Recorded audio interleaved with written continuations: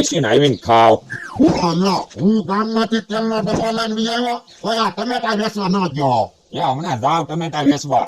ત્યાં બધા હવારના શાક બનાવે પછી મારા ઘડીએ શાક ન બનાવવા કરે. પણ સાંજે શાક બનાવવા ટમેટા લેહે. હું તું તે અને એ તો શું કરે? એ ટમેટાના ડીટલા કાઢું. તો ટમેટાનો વજન ઓછો ન થઈ જાય. એ વજન ઓછો નહીં થાય. જો મેં સમક ગોત્યો. શું કામ? એ આ બાજુ સમક સોટાડી દેવો ને એટલે અહીં પાસે 4-5 ટમેટા નાખ્યું ને ત્યાં કિલો ટમેટા. તું મને ભૂખ ભેગો કરવાનો છો. સમક એ બાજુ સોટાડ્યું ને કે આમાં તું 20 ટમેટા નાખીશ ને તો કિલો ટમેટા નહીં થાય.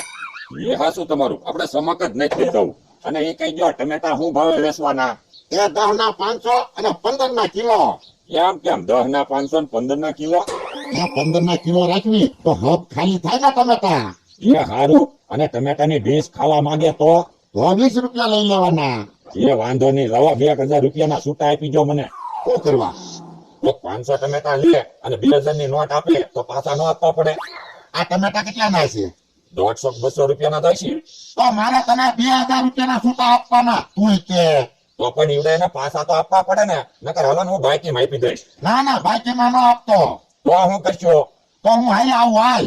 પણ તમે આ તેલનો ડબ્બો લાવ્યા અહીંયા મૂકીને ત્યાં મારી હારે આવશો અહીં કોઈક લઈ જાહે તો? એટલે હા ઈ હાસું. આટલે તેલનો ડબ્બો હારે લઈ લાવ.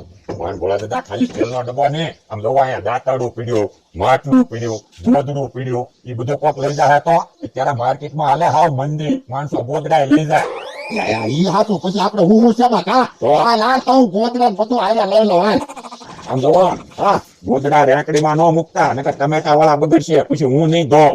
એ હા હું ગોદડા માથે લઈ લઉં. એ હારું બેસી જાવ. ઉભો રે. હા જવા દે. હાલો ટમેટા આવી ગયા ટમેટા.